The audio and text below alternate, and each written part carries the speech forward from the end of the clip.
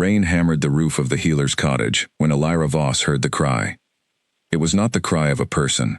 It was thin, broken, and desperate, coming from somewhere near the old stone bridge at the edge of the village.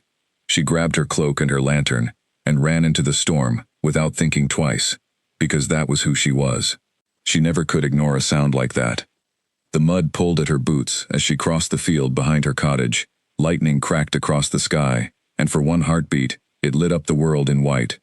That was when she saw him, a body, lying still beside the bridge, half covered by broken branches and torn cloth. A man, young, strong, dressed in armor that did not belong to anyone from her village, and beside him, pressed against his cold arm, a small bundle of fur, shivering and crying into the rain. Elira's breath caught in her throat. She had seen death before. She was the village healer, after all, and death was no stranger to her hands. But she had never found it like this, out in the open, abandoned, with something small and alive clinging to it. She knelt beside the fallen man first, out of habit more than hope. His skin was pale, his lips blue, and when she pressed 2 fingers to his neck, she felt nothing. He had been gone for hours already, maybe longer. The rain had washed away most of what might have told her how he died, but she noticed the torn edge of his tunic, the strange mark stitched into his collar, a wolf's head circled by thorns. She did not recognize the symbol, but something about it made her skin prickle.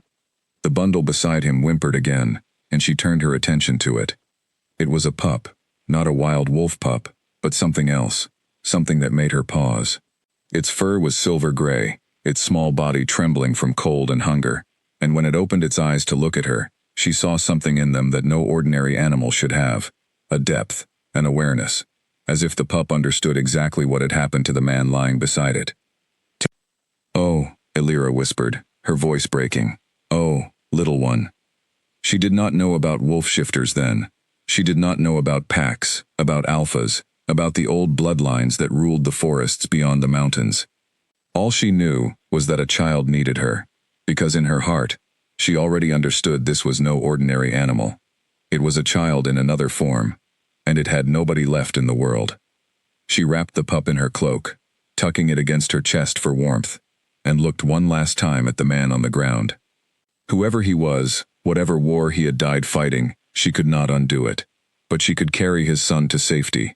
She whispered a soft apology to the body, promising she would send word to the village elder about a proper burial, and then she ran back through the storm, with the pup held tightly against her heart.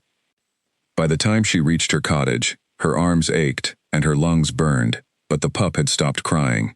It had fallen asleep against her, exhausted, safe for the first time in what might have been days. She placed more wood on the fire and set the pup down on a folded blanket near the hearth. In the firelight, she studied him more closely. He could not have been more than a few weeks old, if pups aged the way regular animals did, but something told her that was not quite right either. His paws were too large for his body, his eyes too knowing. She had heard old stories as a child, whispered by her grandmother, about shifting bloodlines that lived deep in the northern territories, families who could take the shape of wolves and walk as men and women when they chose. She had always thought them nothing more than fireside tales. Now, watching the pup's chest rise and fall by her hearth, she was not so sure.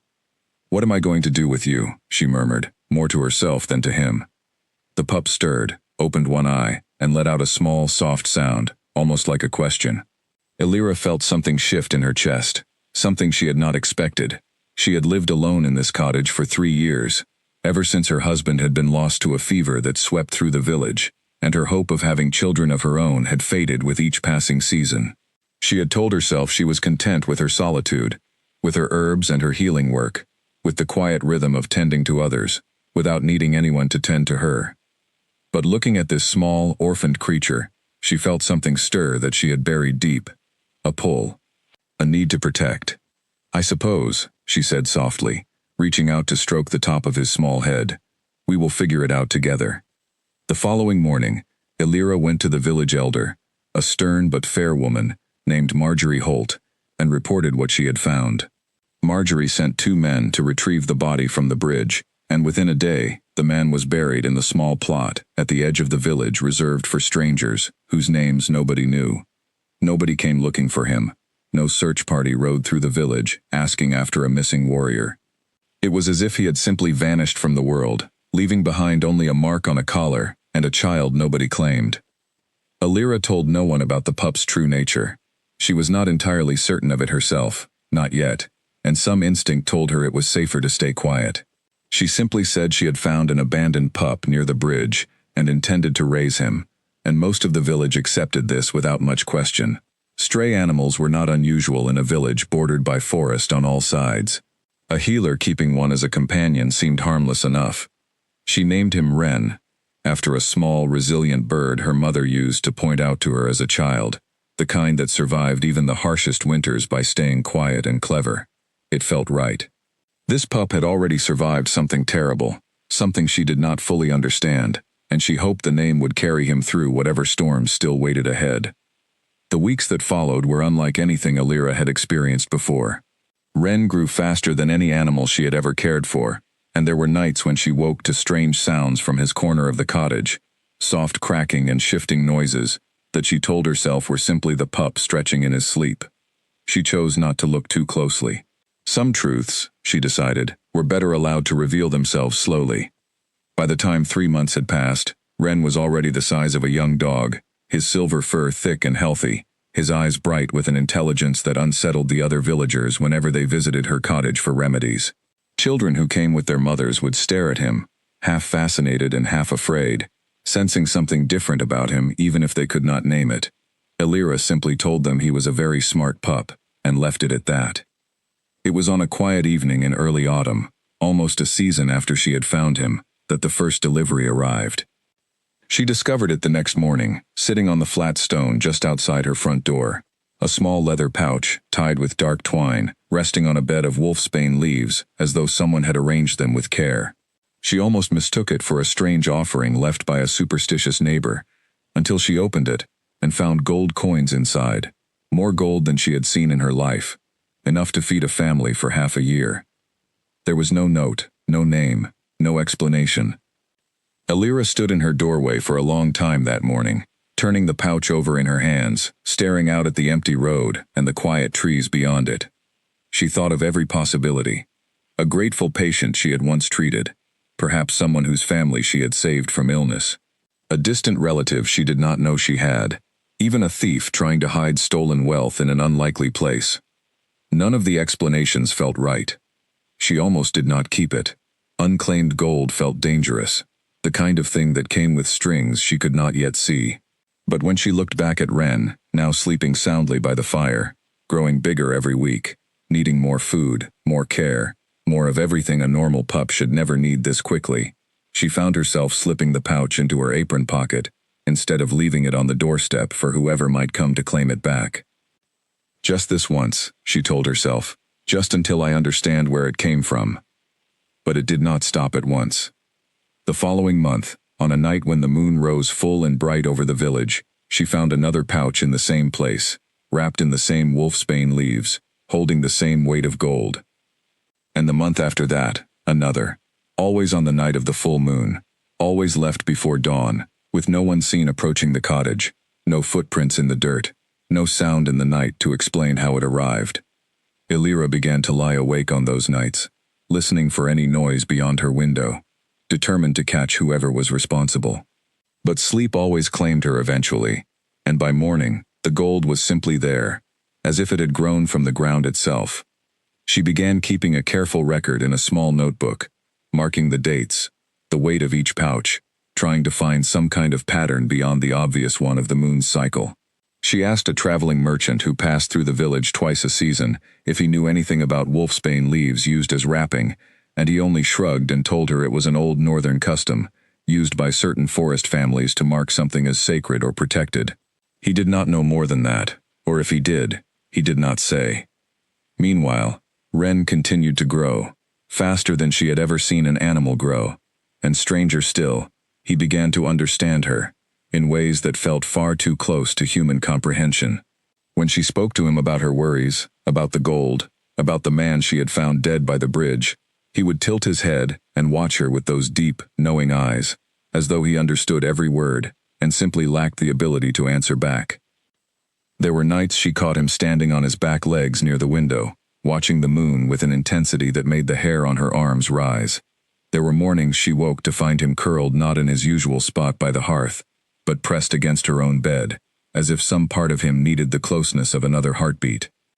She loved him fiercely, in a way she had not expected to love anything again after losing her husband. And the more she loved him, the more the mystery of the gold gnawed at her, because some quiet fear in the back of her mind whispered that whoever was sending it might one day decide the gold was not enough, and come to claim what it was truly meant to protect. One evening, nearly a year after she had found him, Elira sat by the fire with Wren's head resting heavily in her lap, far larger now than any ordinary pup his age should have been, and she found herself speaking aloud the fears she had never dared voice before. "Whoever is sending this gold," she said softly, running her fingers through his thick fur, "knows something about you that I don't. I can feel it. Every full moon, without fail, as if they're marking your growth, as if they're watching you become something." She paused, staring into the flames, and I don't know if that's a blessing or a warning. Wren made a low sound in his throat, almost like a sigh, and pressed closer against her side. "I won't let anyone take you," she whispered, more to herself than to him, her voice fierce with a conviction she did not fully understand yet, but felt with her whole heart. "Whoever you are, whatever you are, you're mine now. I found you, and I kept you, and no gold in the world is going to change that." Outside, the full moon climbed higher into the sky, pale and silent, watching over the small cottage at the edge of the village, exactly as it had every month since Elira had carried a dying stranger's child home through the storm. Somewhere far beyond the forest, in a stone hall lit by torches and lined with the banners of an ancient bloodline, a man sat alone by a window, staring at that same moon, his jaw tight with a grief he had carried for a year and could not put down. He did not know the healer's name. He did not know what she called the boy. He only knew that as long as the moon kept rising, he would keep sending what little he could offer, in place of the apology he could never give.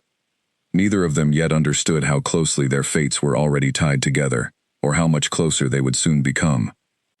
The following spring brought a new kind of trouble to Elira's door, one that had nothing to do with gold or moonlight, and everything to do with the sharp eyes of her neighbors. Old Garner Cobb lived 2 houses down from Elira, a retired blacksmith with little to occupy his days besides watching the road and forming opinions about everyone who walked it. He had noticed the pouches too, or rather, he had noticed Elira's new habit of buying fine wool and fresh meat from the traveling merchants, when everyone knew a village healer earned barely enough to keep herself fed through winter. "Come into some money, have you?" he asked her one morning, leaning against his fence as she passed with a basket of eggs. "A little," Elira answered carefully, keeping her pace steady. "Grateful patience, mostly."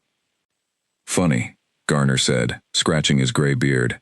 "I don't recall treating anyone worth that kind of gratitude lately. And that pup of yours." He nodded toward Wren, who trotted beside her, already as tall as a grown dog, though not yet a year old. "Never seen an animal grow like that. My cousin breeds hounds up north. Says nothing natural grows that fast." Elira forced a light laugh, the kind she had practiced saying in her head long before she ever needed to say it aloud. "He simply eats well. Healers know how to feed a growing creature properly, that's all." Garner did not look convinced, but he let her walk on without further questions that day. Still, his words stayed with her long after she reached her cottage, and she found herself watching her neighbors more carefully after that, wondering who else had begun to notice the things she had worked so hard to explain away. The whispers grew slowly at first, the way most village rumors did, passed between women at the well and men at the tavern, until they took a shape entirely separate from the truth. Some said Elira had struck a bargain with a forest spirit in exchange for her husband's soul. Others said the pup was cursed, that anyone who kept it too close would suffer misfortune before the year was out. A few of the kinder villagers simply assumed she had a secret admirer, some traveling nobleman perhaps, too shy or too married to reveal himself properly. Elira ignored all of it as best she could, focusing instead on the 2 things that mattered most to her healing work and the boy growing stronger in her care. But there were nights when the whispers followed her home in her own mind, when she lay awake wondering if Garner's suspicion would eventually curdle into something more dangerous, something that might put Wren at risk. She began keeping the gold hidden more carefully, burying most of it beneath a loose stone in her garden, rather than spending it openly, only drawing out small amounts when she truly needed them. She stopped buying anything that might draw attention, choosing instead to let the village believe her fortunes had simply steadied rather than transformed. Ren, for his part, seemed to sense the tension in her, even without understanding its exact cause. He grew more watchful whenever strangers approached the cottage, positioning himself near the door, his ears pinned back, his body tense until whoever it was left again. Alira noticed this protectiveness with a strange mixture of pride and worry. He was not yet a year old, and already he guarded her the way a grown wolf might guard its pack. One night in early summer, nearly 14 months after she had found him, Alira woke to the sound of Ren growling low in his throat, a sound she had never heard from him before. She sat up quickly, heart pounding, and found him standing rigid near the window, staring out into the darkness with his hackles raised. "What is it?" she whispered, reaching for the small dagger she kept beside her bed out of old habit, more comfort than actual protection. She crept to the window and peered out into the night. At first she saw nothing but the familiar shapes of her garden and the tree line beyond, silvered by moonlight. Then, just at the edge of the trees, she caught the outline of something large and still, watching the cottage. Her breath caught. It was too big to be a deer, too still to be any ordinary creature passing through. For one long, terrifying moment, she was certain it was staring directly at her window. Then it turned, and in 3 long strides, vanished back into the darkness of the forest, leaving nothing behind but the faint rustle of disturbed leaves. Alira stood frozen at the window for a long while afterward, her heart hammering, Ren pressed tightly against her legs, his growl finally softening into an uneasy whine. She did not sleep again that night. She sat by the fire with him curled against her side, running through every explanation she could think of, and finding none of them comforting. Whatever had been in the trees, it had not felt like a wild animal simply passing through. It had felt like something watching, something waiting. She did not know, and would not know for a long while yet, that the figure in the trees had been the very man responsible for the gold that arrived each full moon, drawn to the cottage that night by a restlessness he could not explain, a pull toward the son of his fallen rival that grew stronger with each passing season, even as he told himself again and again that watching from a distance was as close as he would ever allow himself to come. He had left before she could see his face clearly, before Ren's growing senses could catch his scent well enough to remember it, but he had seen her, silhouetted in the window with the boy pressed against her side, fierce and protective even in her fear, and something in his chest had tightened in a way he did not have a name for yet. Alira spent the following days more watchful than ever, checking the tree line each evening before locking her door, keeping the dagger closer at hand. But the figure did not return, at least not in any way she could see, and slowly, life in the village settled back into its familiar rhythm. The whispers about her and the strange pup eventually softened into background noise, the way most rumors did when nothing dramatic occurred to feed them further. Still, something had shifted in Alira that night. A quiet certainty had settled into her bones, one she could not fully explain even to herself. Someone, somewhere, was watching over Ren, whether she understood why or not, and whoever they were, she suspected they were far closer, and far more dangerous, than any gold pouch left on her doorstep had ever suggested. As the first anniversary of finding him approached, Alira held Ren's face gently between her hands one evening, and studied him in the firelight, searching for answers in eyes that had grown deeper and more knowing with every passing month. "Whoever you really are," she whispered, "and whoever is watching over you from the shadows, I promise you this, as long as I have breath in me, no one is taking you from this home, unless it's what you truly want. Not gold, not secrets, not even a king, if that's what's out there in those trees." She did not know then how close to the truth those words would come, or how soon the shadows watching from the forest would finally step into the light. Far beyond the river that marked the edge of Alira's world, past 3 days of hard travel through forest and hill country, stood the great stone hall of the Cade Dominion, seat of Alpha King Draven Cade. Torches burned along its walls day and night, and banners bearing a silver wolf's head circled by thorns hung from every rafter, the same mark that had been stitched into the collar of the man Alira found dead beside the bridge. Draven sat alone in his private chamber that same night the figure had been seen in the trees near Alira's cottage, staring at a folded piece of parchment he had read so many times the creases had begun to tear. It was a letter, old now, written in a hand he recognized instantly even after a year, the elegant, slanted script of Corin Ashwood, the rival commander he had once called brother, before duty forced them into opposite corners of a war neither of them had wanted. The letter was not a battle report or a political demand. It was simple, personal. Corin had written it only days before his death, asking Draven, if anything should happen to him, to see that his unborn child was cared for, wherever the child might end up, whoever might raise him. Draven had received the letter 2 days after Corin's body was already cold, delivered by a messenger who did not know the man it concerned was already gone. He had read it perhaps 1,000 times since. Each time, the guilt settled a little deeper into his chest. The war between the Cade Dominion and the Ashwood territory had not been one of hatred, not truly.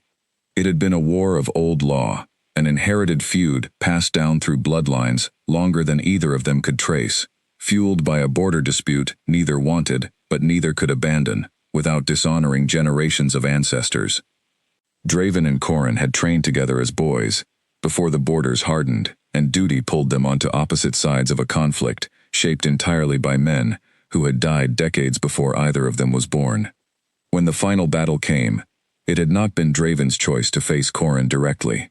The old pack law demanded it, the ancient rule that when two rival heirs met upon a contested field, the conflict would be settled between them alone, rather than through the deaths of 100 soldiers on either side. Draven had begged the council to find another way. There had been no other way. The law was older than the kingdom itself, and refusing it would have meant dishonor for his entire bloodline, and worse, it would have meant the war continuing indefinitely, claiming countless more lives on both sides. He had fought Corin at dawn, beside the very bridge where Alira would later find him. He had not wanted to win. He had hoped, foolishly, that some outcome might present itself that spared them both. It had not. When it was over, Draven had knelt beside the body of the man who had once taught him how to track deer through fresh snow, who had stood beside him at his own coronation, years before their father's feud reignited into open war, and he had wept in a way no Alpha King was supposed to weep, alone, hidden from his own soldiers, so none would see his grief for the enemy he had just been forced to defeat. He had not known, until weeks later, about the child. A scout reported rumors from the border villages, whispers of a healer who had taken in an unusual pup found near the site of the battle. Draven had sent riders quietly to investigate, careful not to draw attention, and what they returned with confirmed his worst fear and his deepest hope at once. Corin's son had survived.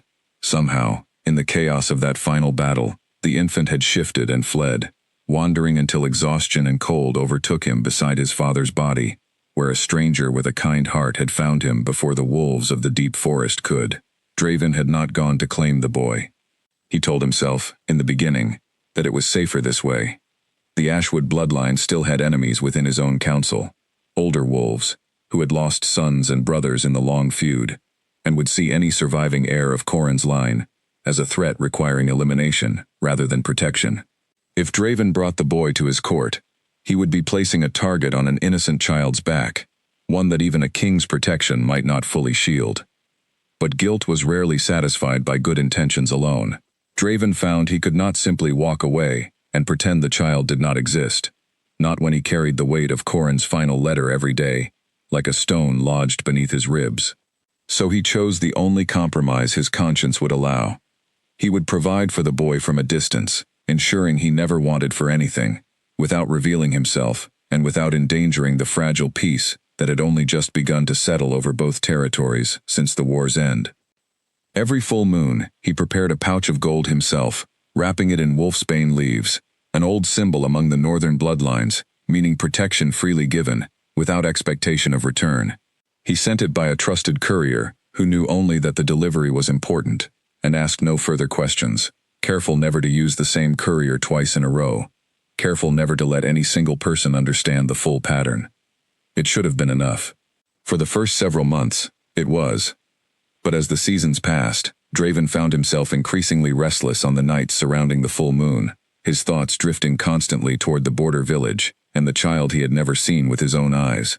His advisors noticed his distraction, though none dared ask its true cause. His closest companion, a sharp-witted beta named Callan Doyle, finally cornered him about it one evening in the map room, where Draven had been staring blankly at territory lines for the better part of an hour without moving.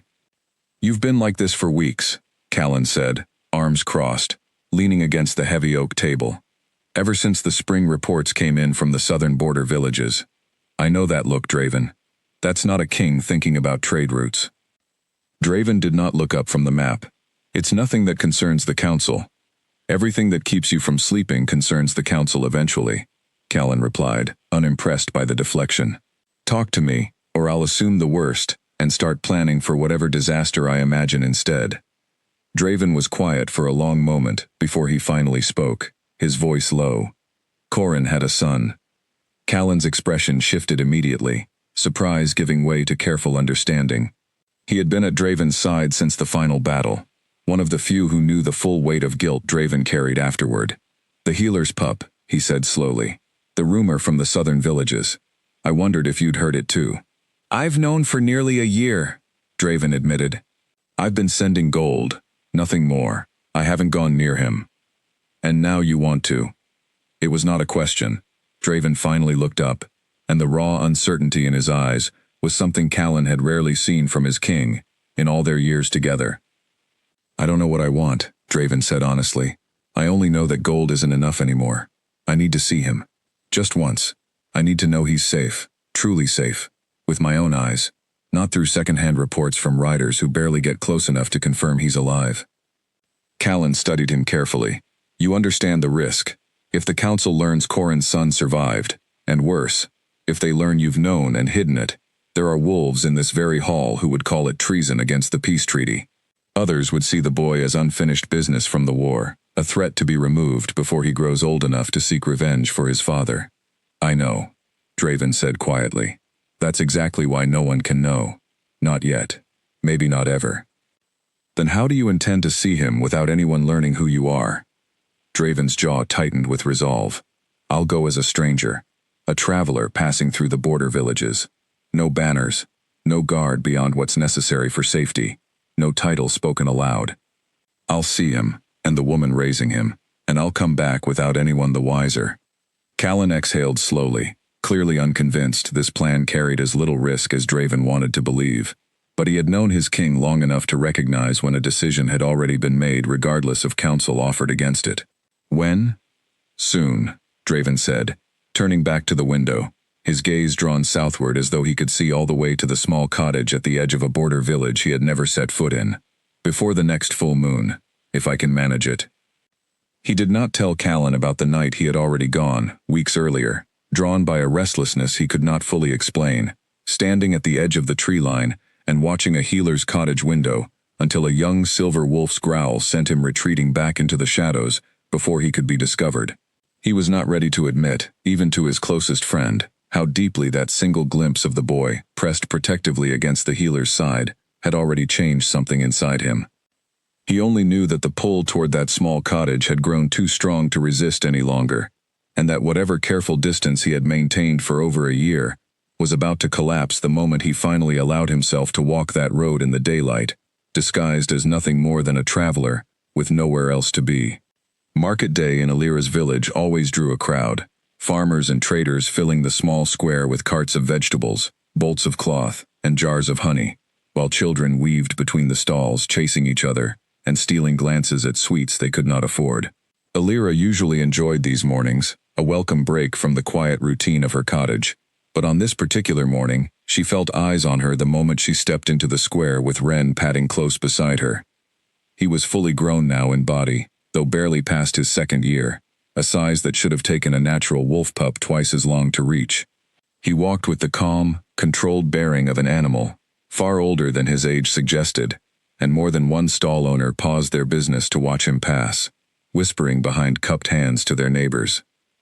"There she goes," she heard a woman mutter near the bread stall, not quite quietly enough. "With that creature of hers. My husband says it isn't natural, a beast growing that fast. My sister says she saw lights in her garden at night," another voice added. Strange lights, moving on their own.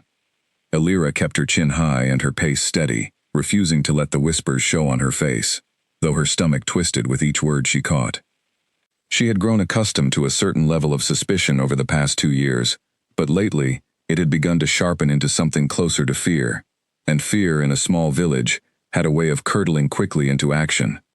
She found Marjorie Holt near the well, overseeing a dispute between 2 farmers about a shared fence line, and waited patiently until the elder woman was free before approaching her. "A word, if you have a moment," Alira said. Marjorie studied her with the same sharp, assessing gaze she used on everyone, farmers and healers alike. "I imagine I know what this is about." "The whispers are getting worse," Alira admitted. "I've done nothing to deserve this kind of suspicion. I've healed half this village at one time or another, delivered their babies, sat with their dying. And now because I've taken in an unusual pup, I'm treated like some kind of witch." Marjorie sighed, glancing briefly toward Wren, who sat calmly at Alira's side, watching the crowd with quiet, careful eyes. "People fear what they don't understand, Alira. You know this as well as anyone. That animal of yours doesn't behave like any dog or wolf pup this village has seen before, and folk notice things like that, especially when there's little else to occupy their minds through a long, uneventful season." "He's never harmed anyone," Alira said firmly. "Never so much as growled at a child." "I know," Marjorie said, not unkindly. "And for what it's worth, I don't believe the foolishness about curses and forest spirits, but I'd be lying if I said I wasn't curious myself about where that gold of yours comes from. Don't think the whole village hasn't noticed you're no longer scraping by the way you used to." Alira's throat tightened. She had hoped, foolishly perhaps, that her careful discretion had kept that particular detail from spreading, but clearly nothing stayed hidden for long in a village this size. "I don't know where it comes from," she admitted quietly. "That's the truth. Whether anyone believes it or not, it simply appears, every full moon, and I've stopped trying to explain it, because I have no explanation to give." Marjorie's expression softened slightly, some of her sternness giving way to genuine concern. "Then perhaps it's time you found one, before the wrong sort of curiosity decides to find it for you." The warning stayed with Alira long after she left the market square that day, her basket only half filled with the supplies she had intended to buy. She walked home slower than usual, Wren pressed close against her leg the entire way, as though he too sensed the shift in the air around them. It was 2 days later, while she was gathering herbs along the edge of the forest just beyond her garden, that the incident occurred which would change everything. She had wandered slightly farther than usual, chasing a particular patch of feverfew she needed for a tincture, when she heard raised voices ahead. She recognized them immediately. Few, young men from the village, Corwin Ashby and his cousin, both known more for mischief than malice, though drink tended to bring out the worst instincts in both of them. They stood near the base of an old oak tree, and between them, cornered against the trunk, was a young boy from the village, no older than 8, crying and clutching a torn shirt. "That's my father's coat you ruined," Corwin was saying, his voice slurred and sharp. "You'll pay for it one way or another, you little thief." Alira did not think. She stepped forward immediately, her healer's instincts overriding any caution. "Corwin Ashby, leave that child alone this instant." Corwin turned, his expression shifting from anger to something uglier when he recognized her. "Well, if it isn't the healer and her strange beast," he sneered, gesturing toward Wren, who had gone rigid beside her, a low growl building in his chest. "Come to add witchcraft to the list of things this village should fear from you." "He's a child," Alira said firmly, stepping between Corwin and the frightened boy pinned against the tree. "Whatever quarrel you have with him, this is not the way to settle it."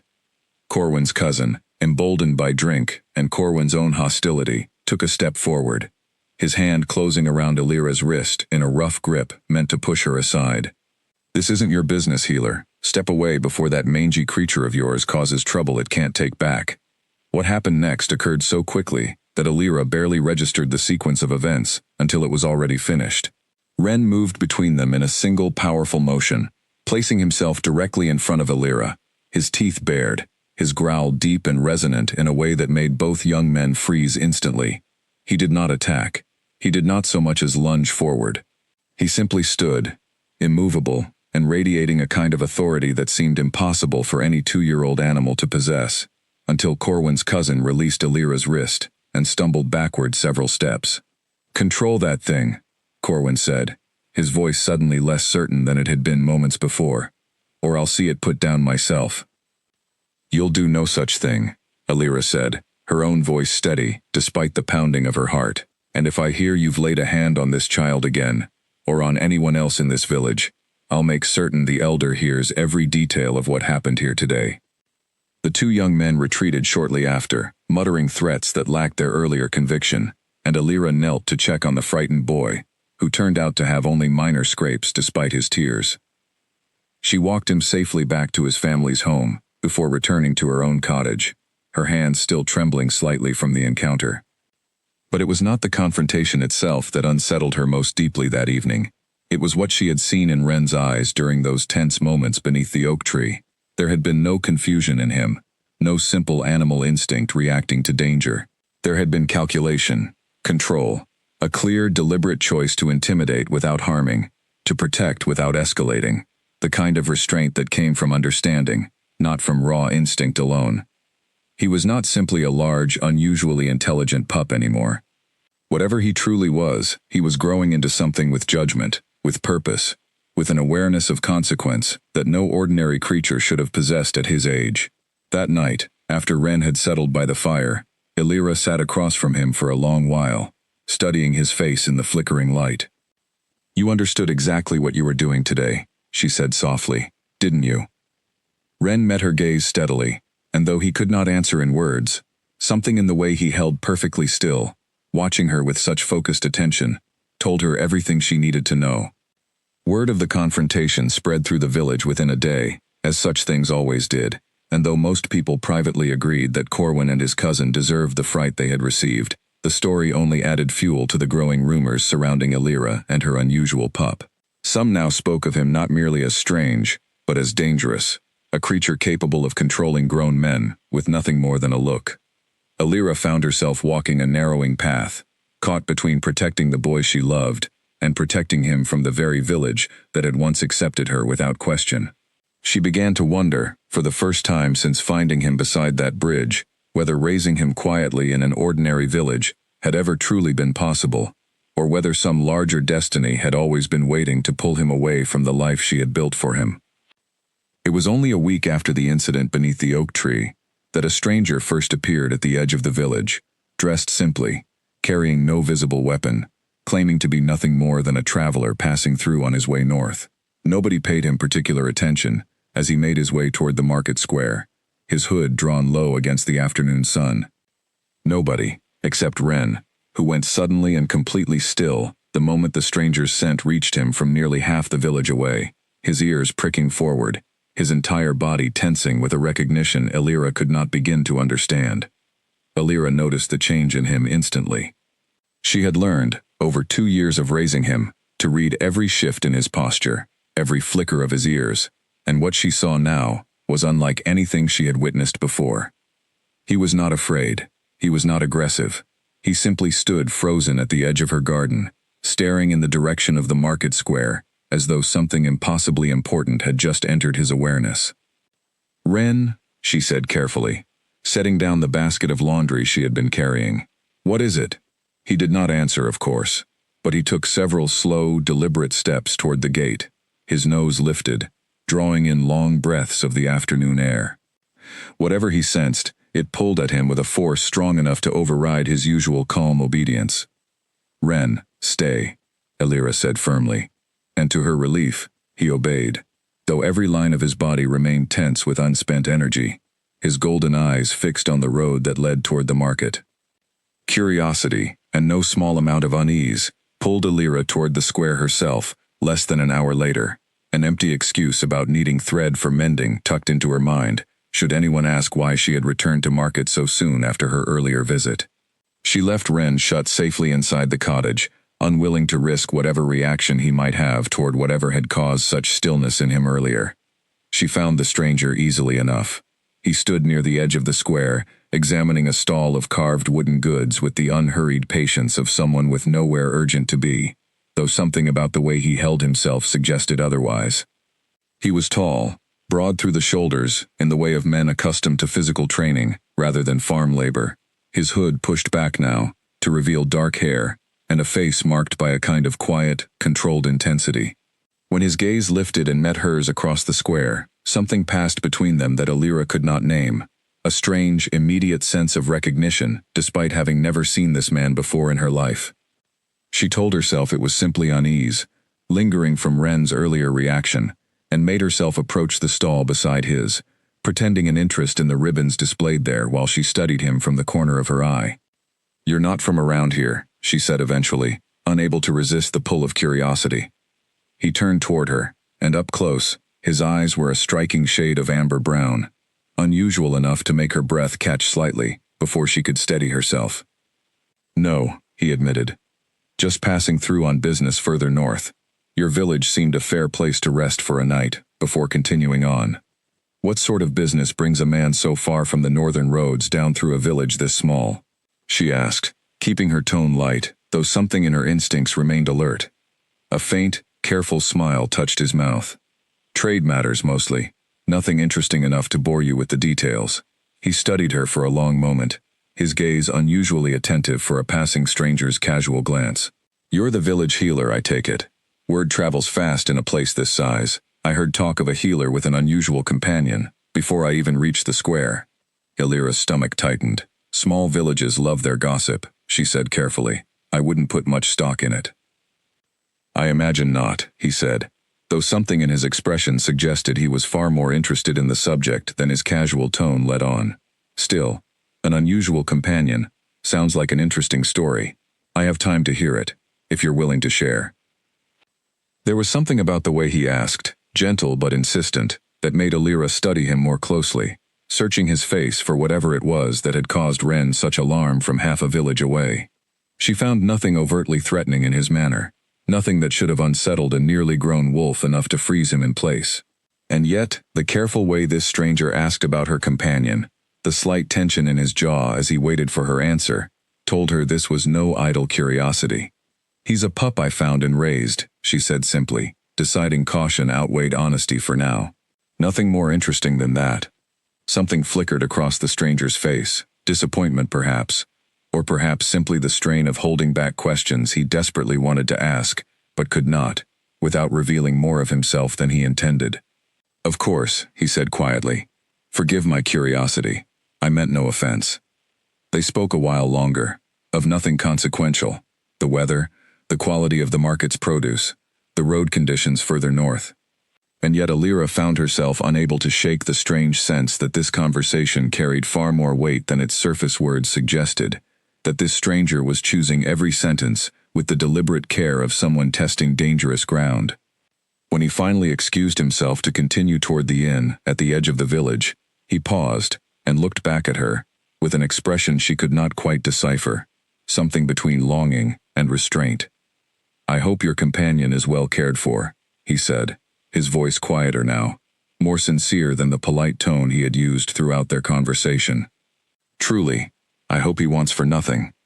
Before she could respond, he turned and walked away, leaving Alira standing amid the market stalls, with a growing unease she could not fully explain, watching his retreating figure, until he disappeared around the corner near the village inn. She returned home slower than she had left, turning the strange encounter over in her mind again and again, searching for some explanation that made sense of the odd intensity in his gaze, the careful way he had phrased his questions, the parting words that felt far too personal for a stranger discussing an unnamed pup he had never even seen. When she reached her cottage, Ren was waiting anxiously by the door, and the moment she stepped inside, he pressed against her with unusual insistence, sniffing at her clothing, as though searching for some trace of the stranger's presence that had lingered on her from the market. "You knew," she murmured, kneeling to look him in the eyes. "Somehow, you knew he was different, before I even saw him." Ren whined softly, his golden eyes holding hers, with an intensity that made her chest ache with questions she had no way of answering. That night, long after Ren had settled into an uneasy sleep by the fire, Alira sat awake with her small notebook of gold deliveries open on her lap, staring at the careful record of dates and amounts she had kept for nearly 2 years, and for the first time, a new thought took root in her mind, one she could not shake no matter how firmly she tried to dismiss it as impossible. What if the stranger in the square, with his amber eyes and his careful, guarded questions, was not simply passing through at all. What if he was the very source of the gold that had sustained her and Ren for 2 full years, finally close enough to see with his own eyes the child he had been protecting from a distance all this time? She did not sleep well that night, her thoughts circling the possibility again and again, and somewhere beyond the village, at the small inn near the northern road, Draven Cade sat equally sleepless, staring at the ceiling of a rented room, replaying every moment of the conversation he had finally, after 2 long years, managed to have with the woman raising his fallen rival's son. He had seen Ren only from a distance through the cottage window as he passed, a glimpse of silver fur and sharp golden eyes watching him from behind the glass, with an awareness that struck him deeply. He had told himself he would see the boy once and leave, without revealing anything further, but sitting there in the darkness, his chest heavy with everything he still had not said, he understood with quiet, unwelcome certainty that one glimpse would never be enough, not anymore.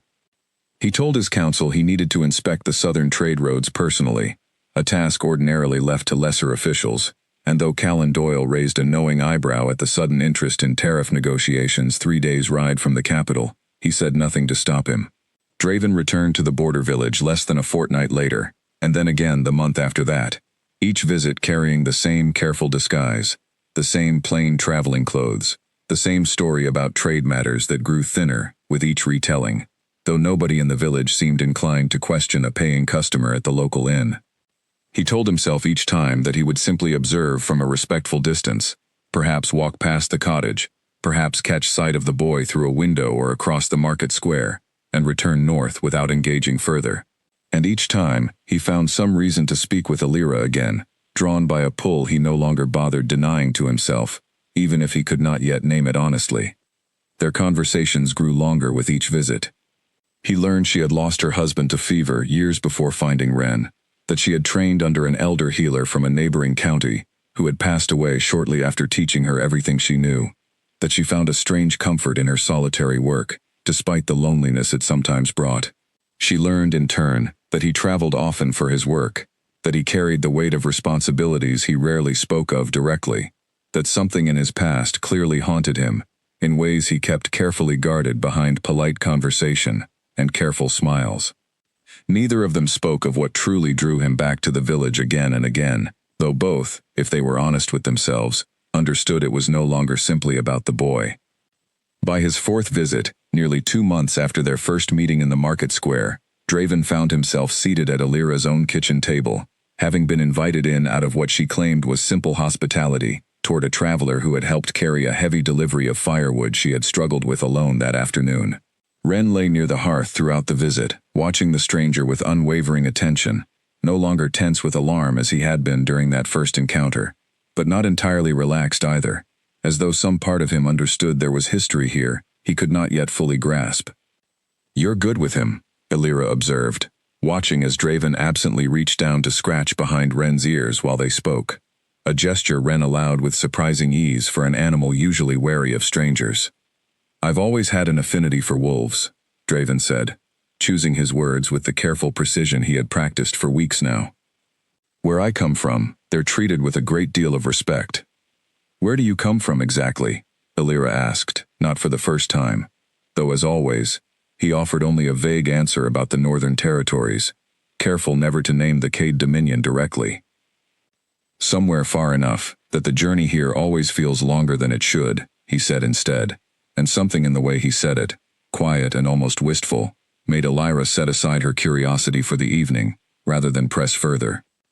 It was during this visit that she first noticed something strange happening to Ren under the light of the rising moon outside her window. As dusk deepened into full night, his golden eyes began to shift, subtly at first, catching the moonlight in a way that made them seem to glow faintly from within, an effect she had never noticed quite so clearly before.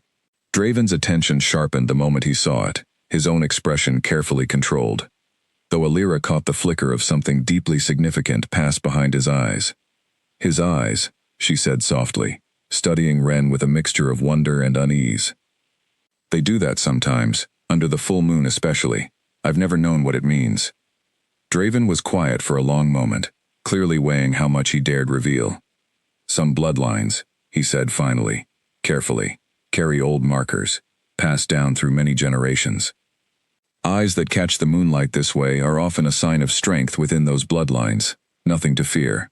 Quite the opposite, in most traditions I'm familiar with. You know a great deal about this for a simple trader, Alira observed, watching him carefully. I've traveled through many northern territories, he said, his tone even despite the tightness she noticed in his shoulders. One picks up all manner of old stories along the way. She did not fully believe him. Not anymore. Not after so many careful half-answers and averted questions across 4 visits. But something in her had grown reluctant to push too hard for the truth, some quiet fear that uncovering it might mean losing whatever fragile, comfortable thing had begun growing between them in these stolen evening conversations. She told herself she would ask him directly, eventually, when she felt ready to hear whatever answer awaited her. That evening, before he left to return to the inn, Draven paused at her door, looking back at her with an expression far more open than any he had allowed himself throughout the visit. Thank you, he said quietly, for what you've given him. I know it can't have been easy, raising a child no one else understood, facing whatever suspicion your neighbors have surely thrown your way. Not many people would have shown him the kindness you have. Something in his voice carried such quiet, sincere gratitude that Alira found herself studying him more closely, searching for the source of an emotion that felt far too personal for a stranger discussing a pup he claimed to have only just met. You speak as though you know him, she said softly. As though this matters to you in a way that goes beyond simple curiosity. Draven held her gaze for a long moment, and for the first time, she saw something raw beneath his careful composure. Grief and guilt, and something achingly tender, all tangled together behind those amber eyes.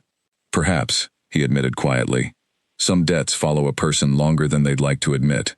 He left before she could ask what he meant, disappearing into the darkness beyond her garden, with the same quiet efficiency he always used to slip away, leaving Alira standing in her doorway, with her heart pounding, for reasons she was only beginning to understand. Over the following months, his visits continued, each one drawing them closer despite the unanswered questions that still hung heavy between them. Alira found herself looking forward to his arrivals with an anticipation she had not felt since before her husband's death, and though she told herself repeatedly that she should demand the full truth from him, some part of her feared the answer enough to keep accepting his careful evasions instead. Ren, meanwhile, had grown entirely comfortable in the stranger's presence, often positioning himself between Alira and Draven during their evening conversations, not out of suspicion any longer, but out of something that looked remarkably like a desire to simply be close to them both. There were evenings Alira caught him watching Draven, with an expression so deeply thoughtful, so unusually intent for an ordinary animal, that she wondered if some instinctive part of him recognized a connection neither she nor Draven had yet spoken aloud. She did not yet know his name was not simply a traveler from the north, that the careful trade stories were nothing but a fragile shield, protecting a truth far larger than she could have imagined. She did not know that the man sitting across her kitchen table, laughing softly at her stories, and scratching behind Ren's ears with such practiced tenderness, ruled over one of the largest wolf territories beyond the mountains, or that the very rival whose death had orphaned the boy she raised, had once called that same man brother, before duty forced their hands against each other. She only knew that something important was growing between them, fragile and unspoken, built upon secrets neither of them had yet found the courage to fully unravel. And somewhere in the quiet space between her unanswered questions and his careful evasions, love had already begun taking root, patient and inevitable, waiting only for the truth to finally catch up with everything their hearts had already decided. The gold arrived again the following month, exactly as it always had, wrapped in wolfsbane leaves and left on the flat stone by her door before dawn. But this time, Alira did not simply gather it inside and record the date in her notebook as she had done so many times before. This time, she resolved to finally learn the truth of where it came from, no matter what that truth might cost her. She had noticed, over her months of careful record-keeping, that the deliveries always arrived within a day or two of a particular traveling merchant passing through the village, a quiet, unassuming man named Ferris Doyle, who sold spices and rare cloth from a cart pulled by 2 sturdy mules. She had never suspected him before, assuming his visits were simply coincidental to the timing of the full moon. But looking back through her notebook one evening, matching dates against the market schedules she remembered, she realized his cart had appeared in the village on the very morning before every single delivery for the past year. She caught him the next time he passed through, waiting near his cart at the edge of the square until the other customers had cleared away, and approached him directly, rather than continuing the careful pretense she had maintained for so long. "I know it's you," she said quietly, keeping her voice low enough that no passers-by would overhear. "The gold. You're the one delivering it, aren't you?" Ferris's expression flickered with genuine surprise, before settling into careful neutrality, a reaction that told Elira everything she needed to know, even before he spoke. "I don't know what you mean," he said, though his eyes darted briefly toward the road, as though checking whether anyone had followed her.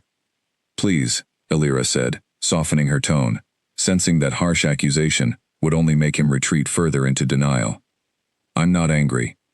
I only want to understand.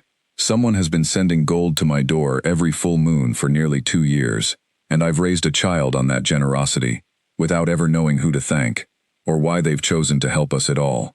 Surely you can understand why that uncertainty weighs on me." Ferris studied her for a long moment, clearly weighing loyalty against sympathy, before finally sighing and glancing around once more to ensure their conversation remained private. "I only carry the deliveries," he admitted quietly. "I don't know the full reasons behind them, only that I'm paid well to keep the arrangement discreet, and that the person responsible has always struck me as carrying a heavy conscience about something in his past." "His past," Elira repeated, her heart quickening. "So it is a man." Ferris hesitated, clearly regretting the slip, but something in Elira's earnest, pleading expression seemed to soften his resolve. "I've said more than I should already," he murmured. "I can tell you only this much more, and then I must ask you never to mention my part in this to anyone. The man who sends this gold carries the mark of a wolf's head circled by thorns. That symbol should tell you everything else you need to know, if you know where to look for its meaning." Elira's breath caught in her throat. The mark of a wolf's head circled by thorns. The very same symbol she had seen stitched into the collar of the man she found dead beside the bridge, 2 years ago now. The mark she had never been able to identify despite years of quiet curiosity. "That's the same symbol," she whispered, more to herself than to Ferris, "as the man Wren's true father wore, the day I found them both." Ferris's expression grew carefully guarded once more. "I've said all I intend to say," he replied, already turning back toward his cart, eager to end the conversation before it drew further attention. "Please, forget you ever spoke to me about this." He left before she could ask anything further, his mules pulling the cart steadily down the road out of the village, leaving Elira standing alone in the square with her mind racing through possibilities she had never allowed herself to fully consider before. If the same symbol marked both the fallen warrior and the mysterious benefactor sending gold each month, then whoever was providing for Wren's care was connected somehow to the very people, or perhaps even the very conflict, that had left him orphaned in the first place. Perhaps a kinsman of the fallen man. Perhaps someone carrying guilt over whatever battle had claimed his father's life. Or perhaps, a thought that struck her with sudden sickening clarity as she made her way home through the quiet afternoon streets, perhaps the very person responsible for that death itself. She thought immediately of Draven, of his careful evasions, his unusual knowledge of wolf bloodlines and moonlit markings, his quiet, grief-laden confession about debts that followed a person longer than they would like to admit. She thought of the way Wren had frozen the very first time he caught the traveler's scent from half a village away, an intensity of recognition that had never quite made sense for a supposedly unfamiliar stranger. By the time she reached her cottage, her hands were trembling, and she sank into her kitchen chair without even removing her cloak, staring blankly at the small pile of gold coins still sitting on her table from that morning's delivery.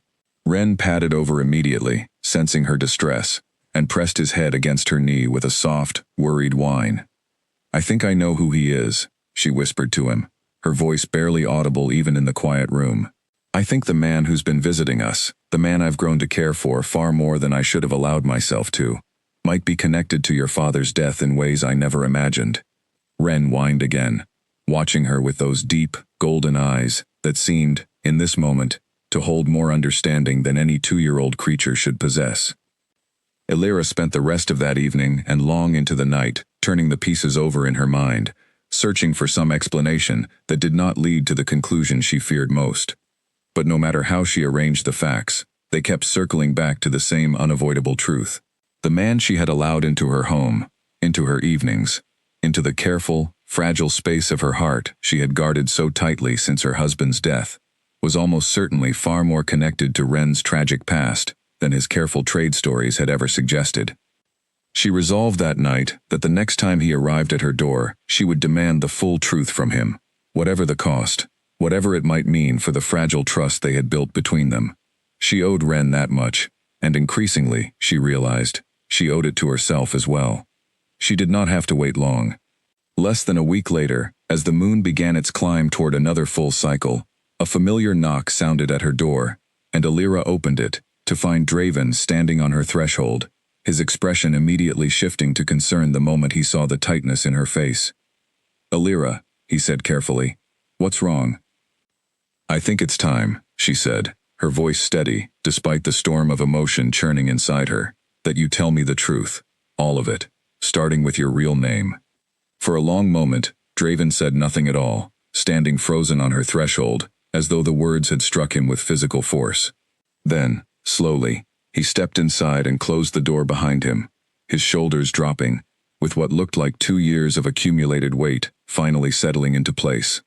"My name is Draven Cade," he said quietly, meeting her eyes directly for the first time, without a single trace of the careful evasion he had practiced for so many months. "I rule the Cade Dominion, the wolf territory beyond the northern mountains." Alira's chest tightened, though some part of her had already prepared for this exact revelation, had spent the past week bracing herself against precisely this truth. "A king," she said softly. "You've been sitting at my table, playing with my son, letting me believe you were nothing more than a traveling merchant, while you rule an entire kingdom. I never meant to deceive you the way it must feel now," Draven said, his voice raw with an honesty she had never heard from him before. "I only meant to see him, to know he was safe, and somehow, every visit turned into another reason to stay a little longer, to learn a little more about the both of you, until I no longer knew how to tell you the truth without losing everything I'd found here. And the gold," Alira pressed, though her voice trembled now despite her effort to remain steady. "You've been sending it. Every full moon, for 2 years. Why? What connection do you have to Ren, to the man I found dead beside the bridge?" Draven's jaw tightened, and for a moment, she saw something in his eyes that looked almost like physical pain. "The man you found," he said slowly, "was named Corin Ashwood. He was the son of a rival territory's ruling family, a bloodline my own family had feuded with for generations, long before either of us was born into the conflict." "Feuded," Alira repeated carefully. "You're telling me there was a war?" "There was," Draven confirmed. "One neither of us wanted, inherited from ancestors who died decades before we ever drew breath. Corin and I trained together as boys, before the borders hardened and duty forced us onto opposite sides of a conflict shaped entirely by men who never had to face each other themselves." He paused, drawing a slow, unsteady breath. "When the final battle came, an old pack law demanded that the 2 rival heirs meet directly, to settle the conflict between them, rather than through the deaths of 100 soldiers on either side." Alira's hand rose slowly to cover her mouth, as understanding dawned, sick and cold, in the pit of her stomach. "You fought him," she whispered. "You're the reason Ren's father is dead." "I am," Draven admitted, his voice breaking slightly on the words, an admission that had clearly cost him more than she could fully understand. "I did not want it. I begged the council to find another way, and there was none to find. The law was older than the kingdom itself, and refusing it would have meant dishonor for my entire bloodline. And worse, it would have meant the war continuing indefinitely, claiming countless more lives on both sides." He looked up at her then, his eyes glistening with unshed grief he had clearly carried alone for 2 long years. "I have wept for him more times than I can count, Alira. He was my friend before he was ever my enemy. I have never once forgiven myself for what the law demanded of us both that morning." Alira sank slowly into her kitchen chair, her legs suddenly unsteady beneath her, and Ren immediately padded to her side, pressing his body against her legs in silent comfort, though his golden eyes remained fixed intently on Draven, watching this revelation unfold with an intensity that suggested some deep, instinctive part of him understood exactly what was being confessed. 2 years, Alira said finally, her voice hollow. "You've watched him grow for 2 years, knowing you were the one who took his father from him, and you never once thought to tell me the truth directly. instead choosing to slip gold onto my doorstep in the dark and visit my home under a false name. I was afraid, Draven admitted quietly. Afraid that if I claimed him openly, I would place a target on his back that even a king's protection could not fully shield. There are wolves within my own council who lost sons and brothers to that same feud, who would see any surviving heir of Corrin's bloodline as unfinished business, requiring elimination rather than protection. I told myself distance was the safest gift I could give him. He paused, his gaze dropping briefly to where Ren stood pressed against Alira's legs. And I was afraid, if I am honest, of facing whatever judgment you might pass on me, once you learned the truth of what I had done to the man whose son you've raised as your own. Silence stretched between them, heavy and aching, broken only by the soft crackle of the fire and Ren's quiet, uneasy breathing. I need time, Alira said finally, her voice quiet but firm. I need time to understand all of this, to decide what it means for Ren, for the life I've tried to build for him here. Draven nodded slowly, accepting this without argument, though the grief in his expression deepened visibly at her words. I understand, he said. I will not push you for more than you're willing to give. But please, Alira, know this much at least. Everything I have done since finding out about Ren's survival, every coin sent, every visit made, every moment I have spent in this cottage with the two of you, has come from a place of genuine care, not obligation, not simple guilt alone. I have come to love this quiet life I've found here, far more than I ever expected to. And I have come to care for you, deeply, in ways that have nothing at all to do with the debt I owe his father's memory. He left shortly after, disappearing once more into the darkness beyond her garden, and Alira sat alone by the fire long into the night, Ren curled tightly against her side, both of them processing a truth that had reshaped everything they thought they understood about the careful, comfortable world they had built together. What neither of them yet knew was that their quiet reckoning had not gone entirely unnoticed. Miles away, within the stone halls of the Cade Dominion, whispers had already begun circulating among certain members of Draven's council, fueled by a scout who had grown suspicious of the king's frequent, unexplained absences and had followed him, at a careful distance, on his most recent journey south. Among those who received this report was a counselor named Osric Vane, an aging wolf who had lost his only son during the final years of the war with the Ashwood territory, a grief he had never fully released, and had instead allowed to harden into a cold, patient hatred for anything connected to that bloodline. When word reached him that Corrin Ashwood's son had survived the war after all, and that his own king had been secretly protecting the child for 2 full years, something long dormant in Osric's chest sparked back into dangerous, deliberate motion. He said nothing to Draven directly.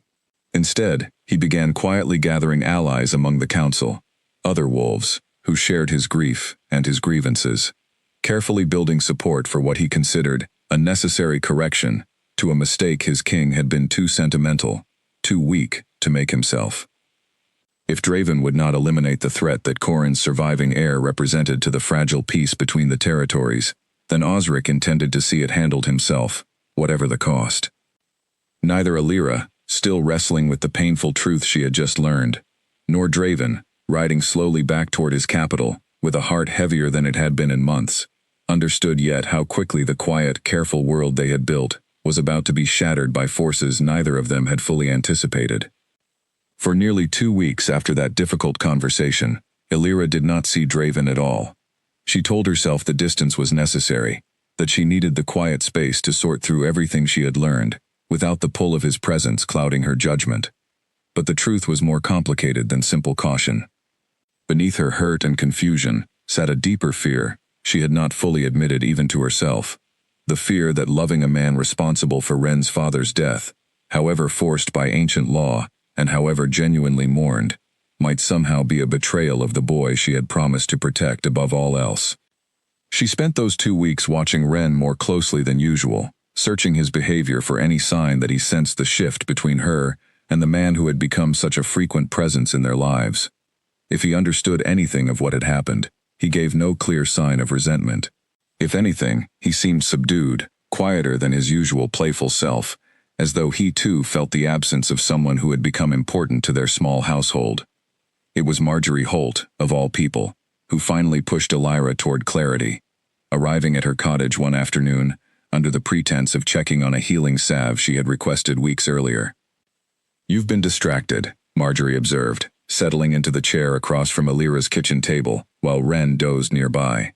"And that traveling merchant of yours, the one who used to visit so regularly, hasn't been seen in the village for some time now. I don't imagine that's coincidence." Elira considered denying it, but exhaustion from carrying the secret alone finally won out over caution. "It's complicated," she admitted quietly. "He wasn't entirely who he claimed to be." Marjorie's expression sharpened with interest, though she waited patiently, rather than pressing for details Elira wasn't ready to share. "Complicated how?" "He has connections to Wren's birth father," Elira said carefully, choosing her words with deliberate vagueness. "Connections that involve difficult history. History that makes me question whether I should let him back into our lives at all, no matter how I feel about him personally." Marjorie was quiet for a long moment, studying her with the same sharp, assessing gaze she used on every dispute brought before her as village elder. "Feelings," she said finally, "have a way of complicating even the clearest decisions, don't they? But let me ask you something, Elira. In all the months this man has visited your home, has he ever once given you reason to doubt his care for that boy, whatever difficult history exists between them?" Elira thought of Draven's grief-laden confession, the raw honesty in his eyes as he admitted to weeping for Corin more times than he could count, the 2 years of quiet, careful protection he had offered without ever asking for recognition or gratitude in return. "No," she admitted softly, "never."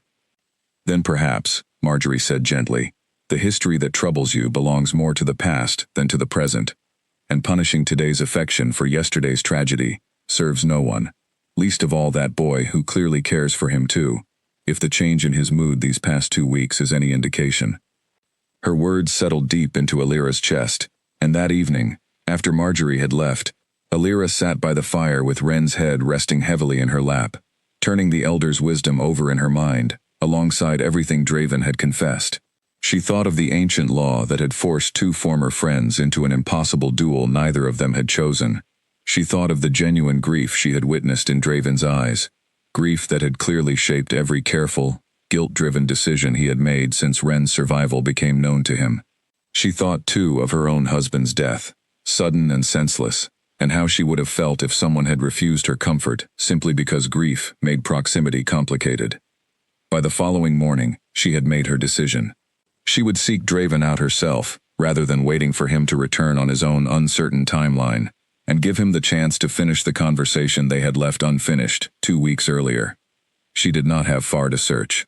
As she stepped out onto her front path that same morning, intending to send word through Ferris Doyle's merchant network requesting a meeting, she found Draven already there, standing at the edge of her garden with an expression of such careful, restrained hope that her heart ached at the sight of him. "I know I said I would give you space," he said quietly, before she could speak, "but I could not stay away any longer.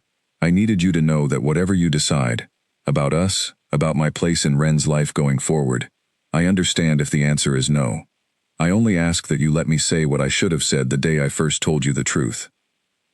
Elira gestured toward the cottage door, and he followed her inside, where Wren immediately rose from his spot by the fire and crossed the room to press against Draven's legs with unmistakable warmth, a welcome that seemed to break something loose in Draven's careful composure.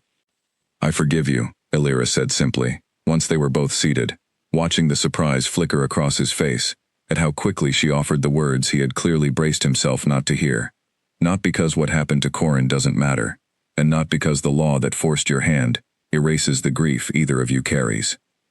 But because I've watched you love this boy for 2 years now, quietly, without asking for anything in return, and I cannot in good conscience punish that love for a tragedy that was never truly your choice to make."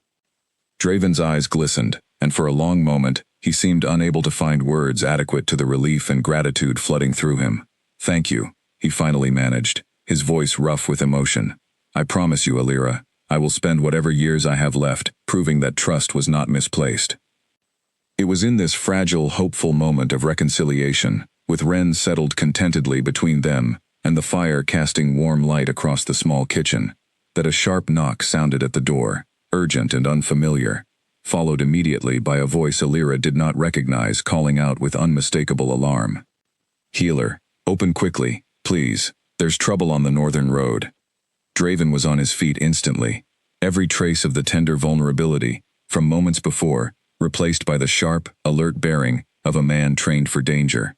He crossed to the door ahead of Alira, opening it to find one of the village's younger farmhands standing breathless on the path, his face pale with fear.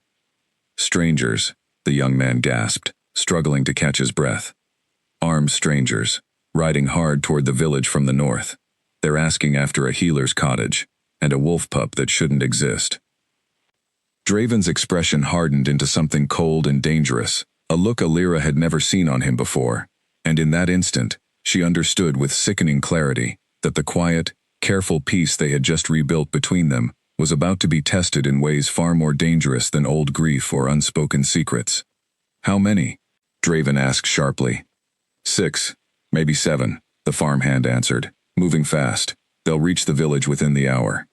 Draven turned back toward Alira, his jaw set with grim determination, already calculating threats and defenses with the practiced efficiency of a king who had spent years commanding armies. Osric, he said quietly, more to himself than to her, though the name meant nothing to Alira yet beyond the obvious dread it carried in his voice. He's found out. He's come for Ren himself. Alira's blood ran cold, and without thinking, she moved instinctively toward Ren, pulling him close against her side, as though her arms alone could shield him from whatever danger now bore down upon the quiet village that had been their home for 2 peaceful years. Whatever is coming, she said fiercely, echoing words she had spoken to him in secret so many times before. He is not leaving this village without going through me first. Draven's expression softened for just a moment, pride and fear tangled together, as he looked at her standing protectively over the boy they both now openly loved. Nor without going through me, he said quietly, before turning back toward the door, already shifting into the commanding presence of the king he truly was. But first, we need to prepare. There is no time left to waste. Draven moved quickly, sending the young farmhand racing to alert Marjorie Holt and the rest of the village, while he himself began assessing the cottage with a soldier's practiced eye, noting the windows, the door, the distance to the tree line where an ambush might easily be staged. He had ridden south with only 2 guards, both stationed discreetly at the inn to preserve his disguise, and he sent Alira's neighbor's boy running to fetch them immediately, knowing 2 skilled fighters would not be enough against 7 armed riders, but understanding every advantage mattered now. Osric will not risk open violence against the entire village, Draven said, thinking aloud as he worked, not without giving me cause to move against his council seat permanently. He'll try to isolate us, draw us away from witnesses if he can. That may be our advantage, if we can keep Ren surrounded by people rather than exposed and alone. The village square, Alira said suddenly, an idea forming even through her fear. Market stalls are still up from yesterday. Plenty of cover, plenty of eyes. If they're forced to make their move somewhere so public, surely that gives them pause. Draven's expression sharpened with approval. It might. It's not a perfect plan, but it's better than waiting here to be cornered. He turned to Ren, who stood alert and tense beside them, sensing the danger in the air, as clearly as either adult did. Can you run fast, if it comes to that? Faster than a mounted rider? Ren's ears pricked forward, and though he could not answer in words, the sharp, focused readiness in his golden eyes told them both he understood exactly what was being asked of him. They moved quickly through the back paths toward the village center, avoiding the main road where the riders were expected to arrive, Alira's heart pounding with every step, her hand never straying far from Ren's side. Word spread rapidly once they reached the square, Marjorie Holt organizing villagers with the brisk efficiency of someone who had clearly weathered crises before, directing families indoors, positioning able-bodied men and women at strategic points around the square's edges, without fully explaining why, trusting Draven's urgent warning, enough to act without question. The sound of hoofbeats reached them within the half-hour, exactly as the farmhand had warned, 7 riders emerging from the northern road in tight formation, their armor marked with a symbol Alira now recognized with cold clarity, the same wolf's head circled by thorns that marked Draven's own banners, though these riders carried themselves with none of his careful restraint. At their head rode an older wolf shifter with silver hair and hard, calculating eyes, and Alira understood immediately, without needing to be told, that this was Osric Vane. Draven, Osric called out, his voice carrying easily across the square, despite its measured, almost pleasant tone. A tone that made the threat beneath it all the more chilling. I had hoped you would see reason on your own. It seems I hoped for too much. This ends now, Osric, Draven said, stepping forward to place himself between the riders and the villagers gathered behind him, his own posture radiating the authority of a king, rather than the careful traveler he had pretended to be for so many months. Whatever grief drives you, the boy is innocent. He was an infant when the war ended. He bears no responsibility for what happened between our father's generations. Innocent, Osric repeated, his voice hardening. My son was innocent too, Draven. Nats too pursed, cut down in the same war that boy's father helped prolong for years longer than necessary. I will not stand by while the heir of that bloodline grows to adulthood under your secret protection, waiting for the day he seeks to finish what his father started. He is a child, Illyra said, stepping forward despite Draven's instinctive motion to hold her back, her voice fierce with 2 years of accumulated love and protectiveness. Whatever quarrel you carry against his father, it ends with me, before it ever reaches him. Osric's cold gaze shifted toward her, assessing, dismissive. The healer, he said, almost mockingly. How touching. That Corin Ashwood's son found himself a devoted mother among the very people who should have let him perish beside his father on that battlefield. He turned back to Draven, his expression hardening further. Step aside, Draven. This council seat has tolerated your sentimentality long enough.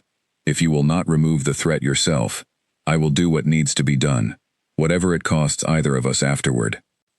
The riders behind him shifted forward, and Illyra felt Ren tense beside her, a low growl building deep in his chest, his body coiling with barely restrained energy.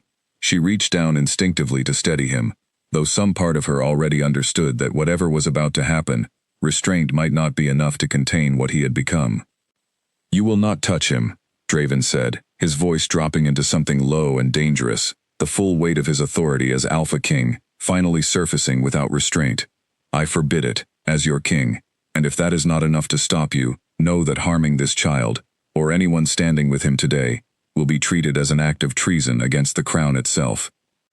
For a tense moment, the standoff held, riders and villagers alike frozen in anticipation, the only sound the restless shifting of horses and the low, steady growl still building in Ren's throat.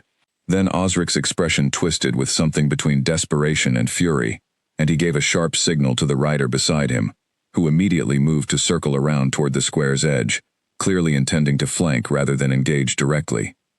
What happened next unfolded so quickly that Illyra could barely track it. Ren moved before anyone could stop him, a blur of silver motion, and in the space between one heartbeat and the next, the pup she had raised from a trembling, orphaned infant was gone, replaced by a fully grown wolf of astonishing size and presence, his fur catching the afternoon light like polished silver, his golden eyes blazing with an intensity that made even the approaching rider pull his horse back in startled alarm. Gasps rippled through the gathered villagers, shock and fear mingling with something closer to awe as they witnessed, for the first time, the true nature of the creature they had watched grow among them for 2 years. Illyra herself stood frozen, her breath caught in her throat, watching her son, for that was exactly what he was to her in every way that mattered, stand tall and powerful and utterly unafraid, before armed riders sent to end his life. Ren did not attack. Even now, with his true strength finally revealed, he showed the same deliberate restraint Illyra had witnessed beneath the oak tree years before, positioning himself protectively between the villagers and the riders without lunging forward, his presence alone enough to make Osric's remaining fighters hesitate, uncertain how to proceed against an opponent so far beyond what they had expected to face. Draven seized the moment of hesitation, stepping forward with the commanding presence of a king, fully prepared to defend his territory and everyone within it. Look at him, Osric, he said, gesturing toward Ren, without taking his eyes off the older counselor. Does that look like a creature nursing hatred, waiting to strike, or does it look like a son protecting the only family he has ever known? Whatever fear you carry about his father's bloodline, you're looking now at the truth of who he actually is, not the ghost you've built in your grief. Osric's composure finally cracked, years of carefully controlled bitterness breaking through in a way that left him visibly shaken, staring at Ren's powerful protective stance with an expression that shifted slowly from hatred toward something closer to uncertain doubt. "This changes nothing," he said, though his voice had lost much of its earlier conviction. "The council will hear of this. Your protection of him will not go unchallenged." "Then let them hear it," Draven said firmly. "Let them hear that their king stood in a village square and watched Corin Ashwood's son choose restraint and protection over vengeance, even when armed men rode against him. Let them decide for themselves what kind of threat that truly represents." The standoff held a moment longer, before Osric, finally recognizing the impossible position his own grief had led him into, gave a sharp, reluctant signal to his remaining riders to withdraw. They turned their horses and rode back toward the northern road in tense silence, leaving behind a village square filled with shaken, wide-eyed villagers slowly beginning to process what they had just witnessed. Ren shifted back moments after the riders disappeared from view, exhaustion from the transformation visible in the way his human legs nearly buckled beneath him, before Alira caught him, pulling him into her arms despite his now nearly adult size, holding him with the same fierce protectiveness she had shown the very first night she carried him home through a storm. "You did so well," she whispered into his hair, tears finally breaking free after the tension of the past hour. "You protected everyone. I am so proud of you."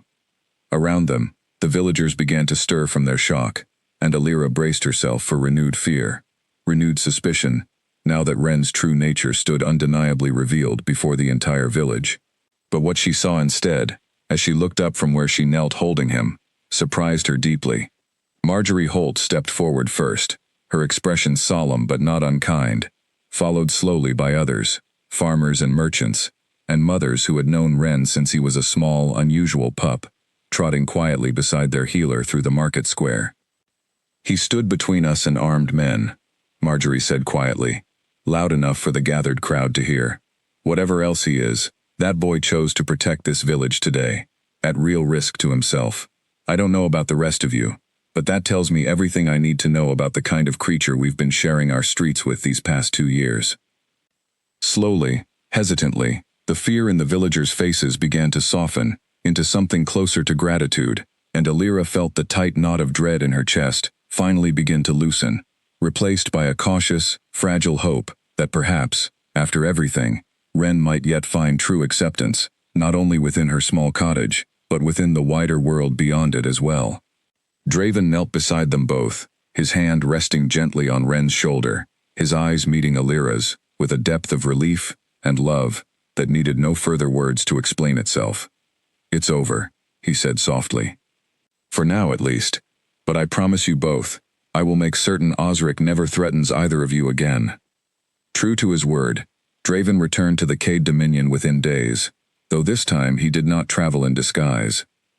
He rode openly through the northern gates with his full guard, and within the week, he called his council together for a meeting unlike any they had witnessed in years, one where he spoke plainly about the son of his fallen rival, about the debt of guilt he had carried since the war's end, and about the quiet, remarkable healer who had raised that child with more courage and love than anyone had any right to ask of her.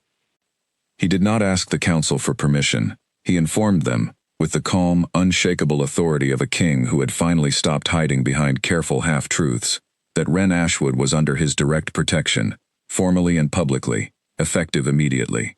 He spoke of what the entire village had witnessed in that tense square, of a young wolf who had chosen restraint and protection over vengeance, even when armed men rode against him, and he made clear that any further action taken against the boy or the woman who raised him would be treated as a direct challenge to the crown itself. Osric Vane, stripped of much of his support once the full story spread through the council chambers, chose exile over the harsher judgment Draven might otherwise have levied against him, disappearing from the Cade Dominion's politics entirely within the month, his grief finally exhausted of the power it had held over him for so many years. With the threat resolved, Draven turned his full attention toward the life he had begun building, tentatively and then with growing certainty, in the quiet border village he had once visited only in careful disguise. He divided his time between his duties at the capital and increasingly frequent visits south, no longer needing to hide his identity, no longer needing to invent stories about trade routes and northern business to explain his presence at Alira's door. The village, for its part, adjusted slowly but steadily to the truth of who Ren truly was, and eventually, to the realization that their quiet healer had somehow found herself connected to a king. There was gossip, of course. There always would be in a village this size.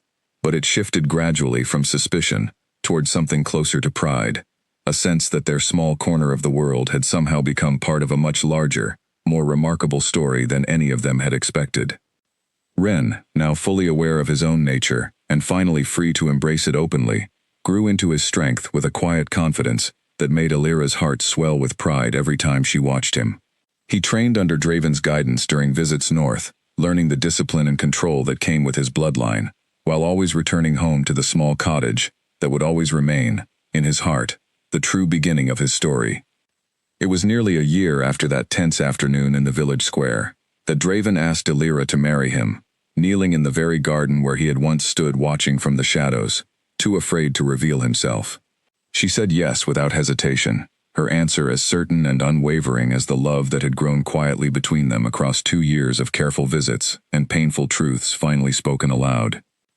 Their wedding was held not in the grand stone halls of the Cade Dominion, though a celebration would follow there later for the wider kingdom, but in the humble village square, where Ren had once stood between armed riders and the only family he had ever known, surrounded by the very villagers who had watched a mysterious pup grow into the remarkable young man he had become. Marjorie Holt herself stood as witness, her stern face softened by unmistakable joy, as she watched the healer she had known for years finally find the happiness she so deeply deserved.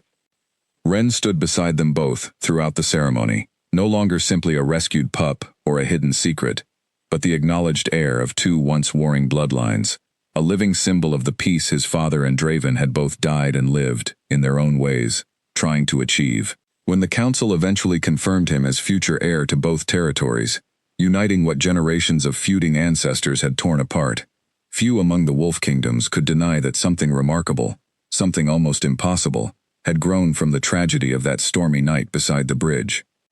Alira often thought back, in quiet moments, to the desperate cry she had heard through the rain all those years ago, to the small, trembling bundle of fur she had carried home without any understanding of what she was truly beginning. She had asked herself so many times since whether she had made the right choice, whether a simple healer had any business raising a child from a world so far beyond her own understanding. Watching Ren now, grown strong and gentle and fiercely protective of everyone he loved, standing beside the king, who had once been too afraid to claim him, Alira understood with quiet, complete certainty that she would make that same choice again in an instant, storm and uncertainty and all. Some debts, she had come to learn, were not paid in gold alone. Some were paid in years of quiet devotion, in gentle nights by the fire, in the slow, patient building of trust between broken hearts willing to try again. And some love stories, however strange their beginnings, found their way toward exactly the ending they were always meant to have. The gold no longer needed to arrive in secret each full moon. Instead, it arrived openly now, not as a debt paid from a distance, but as a family gathered together beneath the same roof, bound not by old feuds or ancient laws, but by choices made freely, again and again, in favor of love.